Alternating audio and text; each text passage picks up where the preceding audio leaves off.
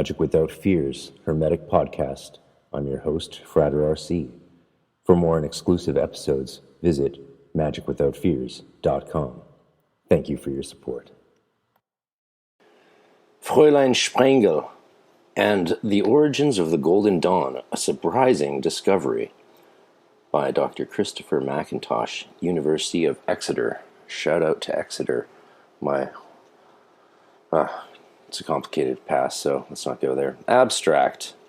Oh, this is going to be fun. A little gift to all of my friends in Germany and Austria. Dieser Beitrag berichtet über eine neuerliche Überprüfung von Briefen, die angeblich in den späten 1880er Jahren an den englischen Esoteriker Dr. William Wynne Westcott gesandt wurden. Absender soll ein gewisses Fräulein Sprengel gewesen sein, eine angebliche deutsche Rosenkreuzer-Meisterin mit dem magischen Pseudonym Sapiens Dominabitur Astris. Diese Briefe enthielten den Auftrag zur Gründung des Hermetic Order of the Golden Dawn. In der Erforschung der Ursprung des Golden Dawn werden diese Briefe generell als Fälschungen betrachtet. Man geht davon aus, dass der Text von Westcott mit dem Ziel einer Autoritätsanmaßung selbst entworfen würde und anschließend ins Deutsche übertragen würde. Der Autor des vorliegenden Artikels hat die im Freimaurermuseum in London aufbewahrten Originalbriefe überprüft und darin Anhaltspunkte, die Identität von Sapiens Dominabitur Astris in neuem und überraschendem Licht erscheinen lassen. Of all the mysteries connected with the origins of the Hermetic Order of the Golden Dawn, none is more teasing than the riddle of the so-called Fräulein Sprengel letters. For readers less familiar with the Golden Dawn's inceptions, it may be helpful to recapitulate the basic facts as we know them. The story goes that in 1887, Dr. William Wynne Westcott, 1848 to 1925, a London coroner and Freemason with strong esoteric leanings, came into possession of a manuscript written in cipher based on the Polygraphia Libri Sex, 1518, of the Benedictine abbot Johannes Tritemius, 1462 to 1516. When deciphered, the manuscript was found to contain skeleton descriptions of rituals written in English, apparently stemming from an order with a grade structure similar to the Societas Rosicruciana in Anglia, and the German 18th century Gold and Rosenkreuzer, Golden and Rosy Cross Order. The manuscript also contained elements of esoteric lore, including references from the Kabbalah, astrology, alchemy, and the tarot. Much has been written about this cipher manuscript, and there are still many unanswered questions surrounding it. Sorry, turned off the notifications there. Also, thanks for bearing with me. It's been over a year about a year and a half since I've been speaking German every day, so I'm quite rusty. And academic Deutsch ist immer schwer, nein? So where were we? The manuscript all contained astrology. Much has been written about the cipher manuscript, and there are still many unanswered questions surrounding it. But I shall not dwell on the manuscript, except to add that between its pages was a slip of paper with a short message, also in cipher, but in a different hand from the main manuscript. As Ellick Howe reports, and we know he's a great scholar, this message, when translated, read, Sapiens Dom Ast is a chief among the members of the Goldene Dämmerung, i.e. Golden Dawn. She is a famous soror. Her name is Fräulein Sprengel. Let letters reach her at Herr J. Enge Hotel Markat, Stuttgart. She is 7 equals 4. Figures in Hebrews characters there, or a chief adept. So that's what the note said. That's from Ellick Howe's Magicians of the Golden Dawn. The abbreviated motto is Sapiens Dominabitur Astris, meaning the wise person will rule the stars. In later references, she is referred to as A. Sprengel, or Anna Sprengel. And note, with regard to the name Sprengel, see Henrik Bogdan, Women and the Hermetic Order of the Golden Dawn, 19th century occultist initiation from a gender perspective, page 248. Here it is explained that in the German Masonic context, the term Sprengelrecht refers to the area where the Grand Lodge is allowed to found lodges. So, see Marcel Rogemans Geschiedenis van der Okkulte en Mystische Brüderschappen, 332.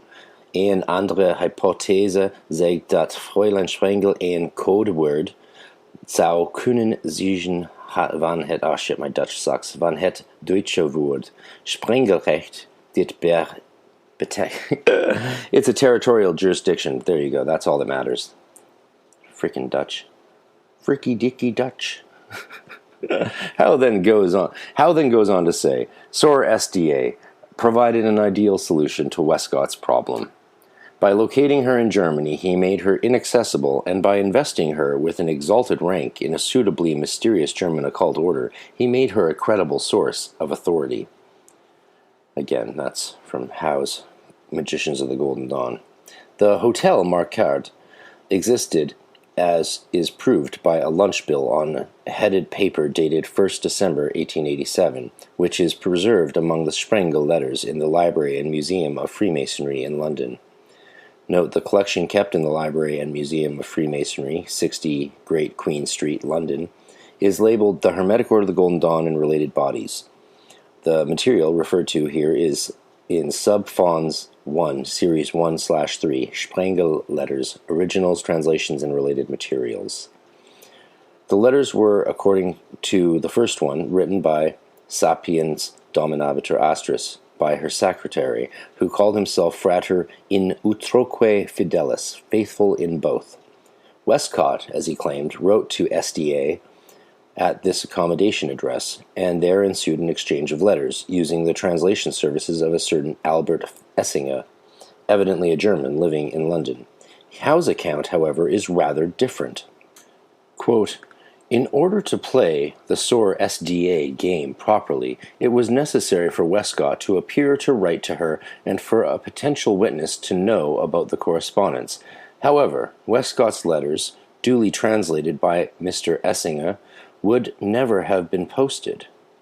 Westcott next drafted SOR SDA's replies in English. An unidentified person, graphological evidence suggests it was not Mr. Essinger, then made painfully literal translations into what he supposed was German. As and when SOR SDA's letters arrived, Westcott gave them to Mr. Essinger, who translated them back into English. So that's Howe's account from Magicians of the Golden Dawn. Howe adds that the letters from SDA are so full of linguistic errors and anglicisms that they could not have been written by a German. For over a century, these letters have been the object of debate. Were they genuine or a forgery? Did Fräulein Sprengel exist, or was she invented by Westcott? While Howe and the equally well-known historian of the Golden Dawn, R.A. Gilbert, have little doubt that the correspondence was forged by Westcott, apologists for the Golden Dawn are inclined to give Westcott the benefit of the doubt.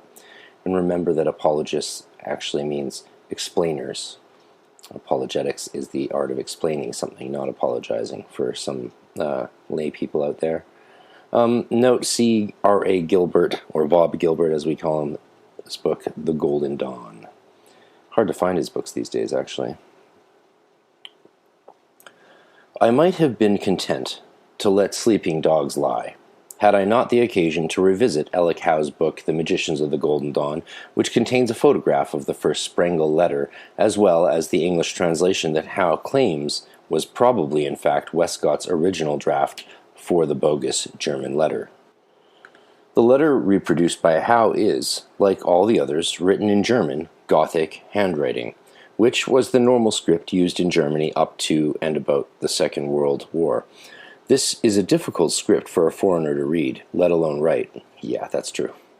And this handwriting is fluent and confident, suggesting that the writer, or at least the amanuensis, was either A, a native German speaker, or B, a non-German who had lived in Germany for some years. It is true that the letter contains some striking grammatical mistakes, which would tend to argue for B. which is a non-German who had lived in Germany for some years. I shall return to this question later. The German text begins, Liebe Brüder, Sapper Odd. Ich habe schon längere Zeit die Wohnung verlassen, wohin Sie meinen Brief sanden, aber ich erhielt endlich nach längerer Zeit Ihren Brief. Ich war sehr erfreut, die Mitteilungen zu erhalten, dass die geheimen Papiere, welche Sie beschreiben, sind wieder einmal zu Vorschein gekommen. Dieselben wurden durch den Leben Abbe konstant von Jahren verloren und kamen dann in den Händen von 2 Engländer, welche die Erlaubnis einkamen, dieselben zu benutzen. So that's from the note photographed in Ellichau's Golden Dawn. And the English translation made for Westcott reads, Dear brother, I have long left the address to which you sent a letter, but it has safely reached me at last. I am very glad to hear that the private papers which you describe have been found once more. They were lost by poor Abbe Constant years ago, and then came into the hands of 2 Englishmen who applied for leave to use them. Comparing the German letter with the English translation, I was struck by the fact that the latter contained a number of mistakes. Yeah, the English translation does, indicating that the text had been translated rather badly from German into English and not vice versa. There are certain words in it that gave the game away. One is the word geheim, which normally means secret, although in some contexts it can mean private. In the context of an occult order, it would almost certainly be intended to mean secret, but here it has been translated as private. I have a thought on that. Honestly, if someone said, geheim Papiere, like, especially with the German mentality, that could really mean private papers, especially if they were lost or they've been found by someone. It would make sense to me, even in the context of an occult order, for someone to refer to them as private papers, like, hey, my grade material that's private. I wouldn't necessarily say to someone, especially in a written correspondence, it's secret, and, maybe risk arousing extra suspicion or, I don't know. But it's interesting. Let's see what Dr. McIntosh says about this. Then again, Abbe Constant, alias Alephus Levi, is referred to in the German as den lieben Abbe Constant, the dear Abbe Constant, whereas the translator has written poor Abbe Constant. Yeah, these mistakes could have been due to an imperfect knowledge of German or a lack of familiarity with the script. At any rate, it is clear that Howe was wrong to suppose that Westcott had written the English text and had it translated into German to masquerade as a letter from SDA. Well, Ellichau is a first-rate scholar. He can't be expected to notice everything, right? We all know what I think of him. It is true that Westcott could have made an earlier draft or perhaps dictated the letter, but then he would have ended up with a translation different from his draft. These findings led me to wonder whether Howe had been mistaken on other points as well, so I decided to go to the Library and Museum of Freemasonry in London and consult the original letters in the Golden Dawn collection. Could Howe have been mistaken on other things? Never. Not Ellick Howe. Instinct told me that I would find something important there, but I was unprepared for what would prove to be a staggering discovery. And now, a word from our sponsors. While we cannot control whether any ads get put in the spots allocated, we thank you for listening to those that do, since they help keep this project alive. You can also get ad-free content and bonus content and videos and a private webpage by subscribing exclusively to magicwithoutfears.com for only a couple dollars a week, or $6 a month, or $50 for the year. It helps a lot, plus you get emails about other exclusive things. Thank you very much. In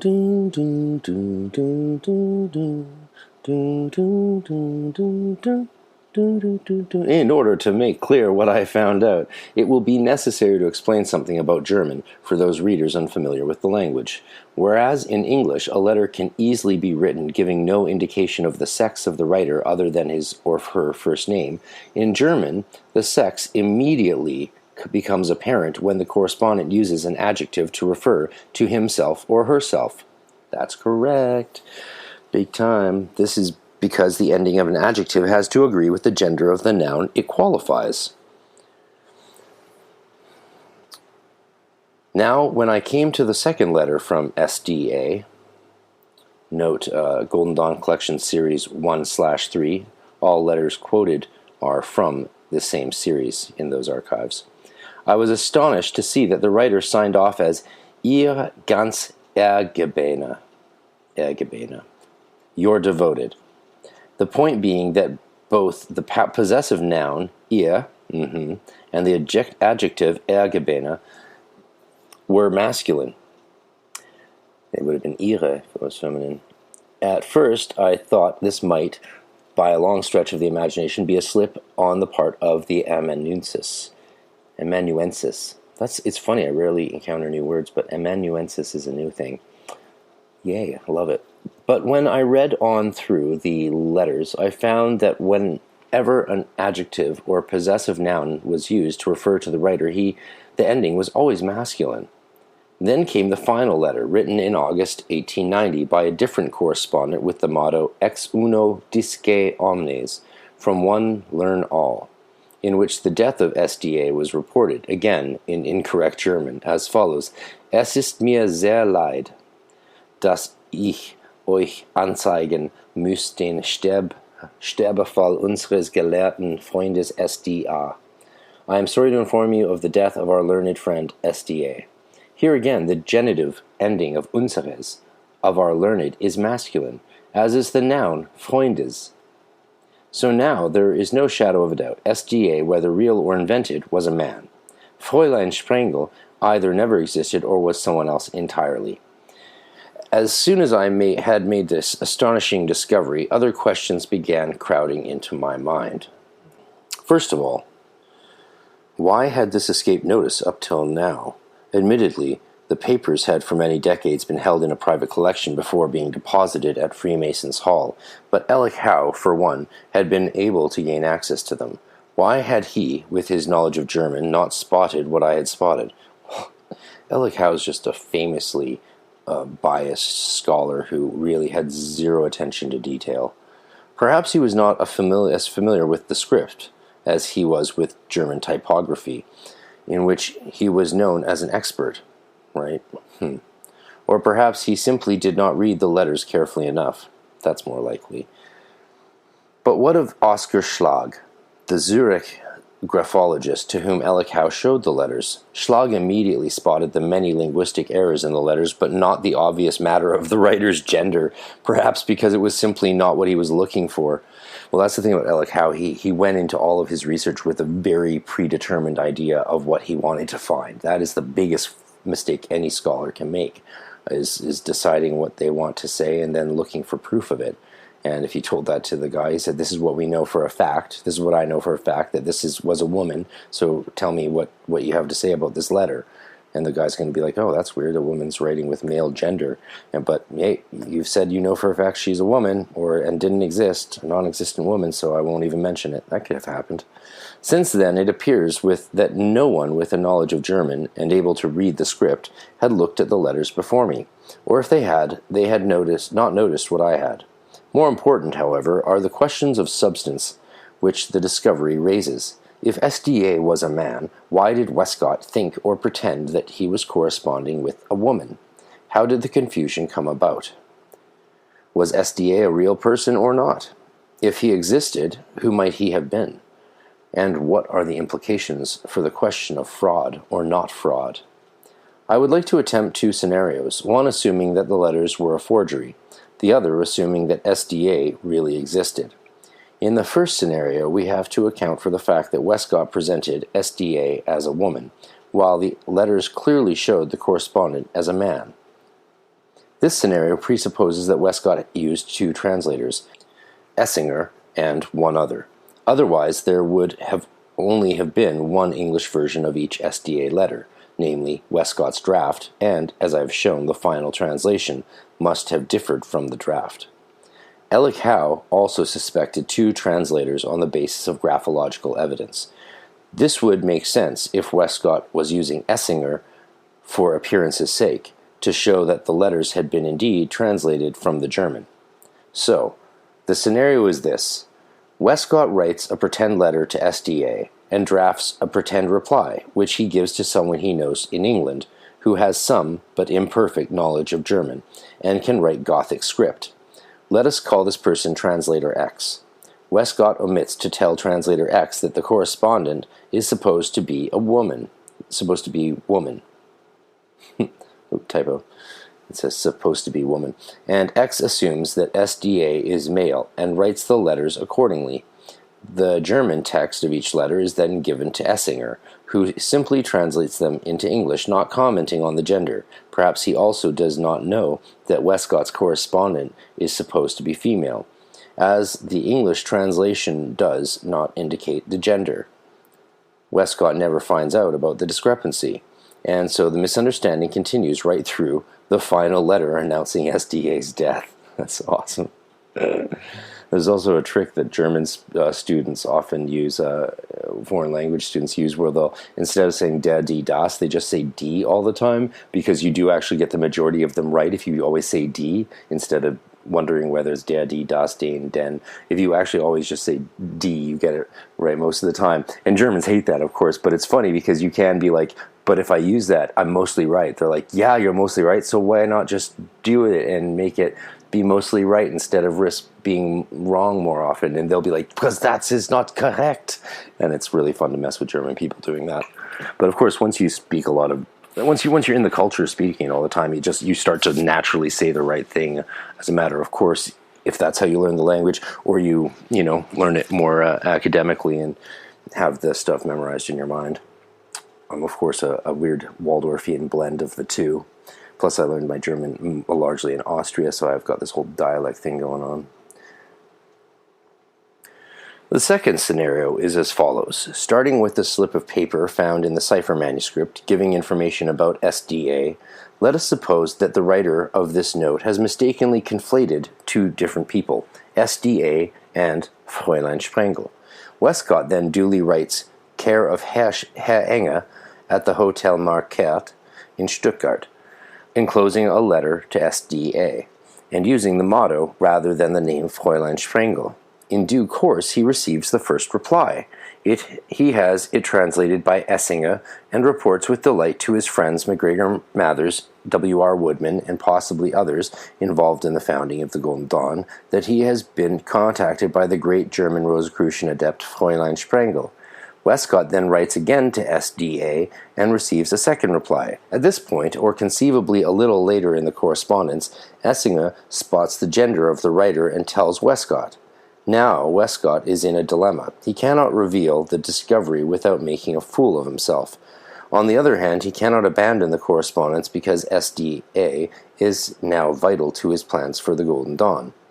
So he continues the correspondence, swearing Essinger to secrecy and pretending to the others that he is dealing with Sorer SDA, alias Fräulein Sprengel, and not Frater SDA. This would explain why he remained silent and refused to produce contrary evidence when Mathers later accused him of forging the correspondence. Which of these two scenarios is the most probable? What speaks in favor of the letters being fraudulent is that they so closely fit the stereotype of the fictitious lineage that esoteric groups so often construct in order to give themselves legitimacy. Another thing that makes them suspect is the way in which they conveniently arrive at the moment when the Golden Dawn was being planned, and equally conveniently nominated Westcott, Mathers, and Woodman as the three chiefs.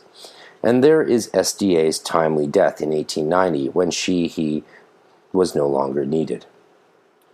Furthermore, it is suspicious that the letters were supposedly not entrusted to the post, as indicated in the first letter from SDA. This looks like a device to account for the absence of postmarked envelopes from Germany. There is also the faulty German in which they are written, although if SDA was not Fräulein Sprengel, as I have shown, then there is nothing to say that he was a native German, only someone who appeared to be living in Germany. Against the forgery theory, one could argue that a forger would surely have gone to the trouble of procuring an impeccably correct German text. A forger would also surely have made the letters look as impressive as possible, with an imposing letterhead, copper plate writing, and possibly a wax seal. Instead of the letters are on small sheets of paper and rather untidily written in an often spidery hand. Almost like a real person was really corresponding, eh? Interesting. What sort of person might the writer of the German letters have been, whether translator X or SDA? Although he uses some idiomatic German expressions, he makes many spelling and grammatical mistakes, and he scatters his letters with anglicisms, secretary instead of secrétaire, lodge instead of loge, and the occasional French term couvert for sealed letter, and in one place secrétaire for secretary. Such a person could have been an Englishman who had spent time in Germany, or a person of Anglo-German background whose German was imperfect. Why not a French person who was living in Germany? There's so much Rosicrucian stuff going on in Germany and France. They were interconnected in such a massive way. Why not a French person who spoke some German? Alternatively, he might have been someone from one of the territories of the Austro-Hungarian Empire, such as Hungary or Bohemia, where German was common currency in addition to the national language. One possible candidate who has been suggested to me by Dr. R.A. Gilbert is Julius Kohn, apparently a Jewish immigrant and author on alchemical subjects, who was in contact with some of the Golden Dawn figures. In the collection of letters of the Golden Dawn member W.A. Ayton, edited by Elikau, there are a number of references to Kohn. For example, on 3rd April 1894, Ayton wrote to his fellow Golden Dawn member F.L. Gardner, "I have told you I have a Jewish learned friend who is very advanced, though he never would belong to any order or society." Note, that's from Elikau's edited book, The Alchemist of the Golden Dawn. And Elikau comments as follows, quote, "It has not been possible to discover anything about Kohn's life, but in the introduction to his translation of the prophecies of Paracelsus, magic figures and prognostications, he mentions that, 195, he mentions that his studies in the occult have now extended over 40 years, which suggests that he was born circa 1850. In his Hermetic catalog, number 23, summer 1981, Mr. Gilbert, i.e. R.A. Gilbert, described Kohn as an Austrian immigrant. Of course, Kohn is only one possible candidate, and pending further evidence, the identity of translator X must remain a mystery. As I see it, there are now four main explanations for the correspondence. A. SDA was a fiction created by Westcott, and the gender discrepancy came about in the manner I have outlined in the first scenario. B. He was a fiction created by someone other than Westcott. C. He was an impostor posing as a Rosicrucian adept. And D. He was what he claimed to be a member of a German esoteric lodge willing to confer authority on Westcott, Mathers, and Woodman to found an English offshoot. It's always important to remember that there was like so many magical orders in Germany and France, and it was just much more prevalent there. It never seemed to me that strange that they would get in touch with someone. Like, where do you think Rudolf Steiner was trained? He was a Freemason and also part of different magical orders in Germany and Austria and France and stuff. So it's always seemed very plausible that someone was writing little letters back and forth. And Elikau's arguments and statements always seemed bad because a lot of Elikau's scholarship is bad.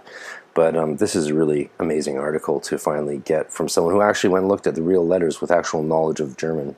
Thanks, Dr. McIntosh, you rock. While I would argue that the weight of the evidence points to A, i.e. the old forgery theory with a new twist, one cannot be sure.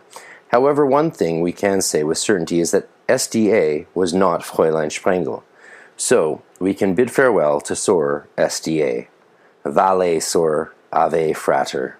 That means, see ya, sister. Welcome, brother. Hail, brother. Acknowledgements on this piece. The author is most grateful to Dr. Donata McIntosh, for a key insight and for advice on a number of linguistic points, as well as to Dr. R.A. Gilbert for sharing his expertise on the Golden Dawn and the figures connected with it. Thanks are also due to the staff of the Library and Museum of Freemasonry in London for their kind assistance, and to Dr. Peter Forshaw, oh, I love Peter rocks, Editor-in-Chief of Aries, for fine-tuning. If you want to see more on this debate, Sam Robinson at Pan Sofers has an extension of this whole investigation. I'm not sure how reliable it is, but it's something that's definitely worth discussing. One of the things, an example of Robinson's view is finally we reach some rather strange twists with discovery that the German groups themselves claim to have possessed knowledge about Sprengel and the chartering of the early GD lodges, all done against the will of the chiefs in Germany. In A.E. Waite's notebooks, for example, which recorded the meetings between he and Dr. Felkin in 1911, he covers this issue. He explains that after Felkin's return from Germany in 1910, and then after he sent his pupil, Neville Meekin, back to Germany to become initiated in Steiner's Memphis service. What was I saying? See, exactly. The following information was returned. Germans say SDA, Sapiens Dominabitur Astris, Fräulein Sprengel, story, i.e. Woodford and S.A., which is Sapper-Odd, Frater Sapper-Odd Westcott, true, but will send no more warrants as they have been lost. They recognize Isis Urania, which is in FRS, Dr. Robert Felkin's hands. Apparently this means that in Germany, those who were among Steiner's circle considered the Sprengel story to have been true, or were they just bluffing? I love that my guess, since my whole life has proved to be hold the most water.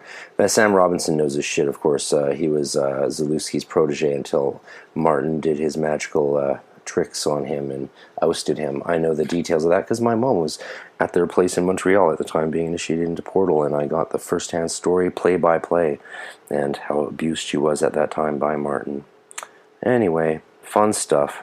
Cheers for now, guys.